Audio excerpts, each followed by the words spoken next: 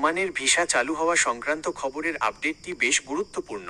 তবে 100% সব ভিসা সামনের মাসেই চালু হচ্ছে, বিষয়টি পুরোপুরি তেমন নয়। এখানে কিছু নির্দিষ্ট নিয়ম ও পরিবর্তন রয়েছে, যা সবার পরিষ্কারভাবে জেনে রাখা দরকার। বাংলাদেশি কর্মীদের জন্য ওমানের শ্রমবাজার আবার খোলার ব্যাপারে দুই দেশের সরকারের মধ্যে ইতিবাচক আলোচনা হয়েছে। তবে ওমান সরকার এবার ঢালাওভাবে সব ভিসা না খুলে একটি নির্দিষ্ট নিয়মের আওতায় ভিসা চালু করার সিদ্ধান্ত নিয়েছে। প্রকৃত তথ্য নিচে তুলে ধরা হলো। 1. কোন কোন ভিসা চালু হচ্ছে? ওমান সরকার মূলত দক্ষ কর্মী, স্কিল্ড ওয়ার্কার্স এবং পেশাদারদের ভিসাকে অগ্রাধিকার দিচ্ছে।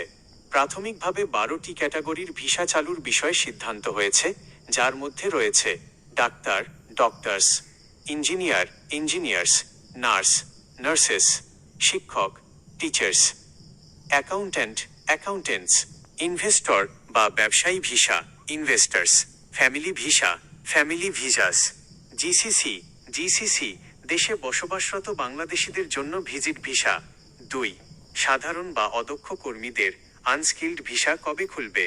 সাধারণ ও অদক্ষ কর্মী, যেমন লেবার বা সাধারণ ক্লিনার ক্যাটাগরির ভিসা এখনই আগের মতো পুরোপুরি খুলছে না। ওমানের শ্রম মন্ত্রণালয় জানিয়েছে, 2023 সাল থেকে ভিসা স্থগিত রাখার মূল কারণ ছিল ওমানে থাকা অবৈধ বা কাগজপত্রবিহীন প্রবাসীদের বৈধ করা। এই প্রক্রিয়াটি শেষ হলে এবং নতুন ডাটাবেজ তৈরি হলে ধীরে ধীরে সাধারণ কর্মীদের বিষয়টিতে সিদ্ধান্ত নেওয়া হবে। সতর্কতা: যেহেতু ওমান ভিসা নিয়ে নতুন ঘোষণা এসেছে, তাই কিছু অসাধু দালাল বা এজেন্সি 100% সব ভিসা খুলে গেছে বলে সাধারণ মানুষের কাছ থেকে অগ্রিম টাকা হাতিয়ে নেওয়ার চেষ্টা করতে পারে। তাই নিশ্চিত না হয়ে কাউকে ভিসার জন্য অগ্রিম টাকা দেবেন না।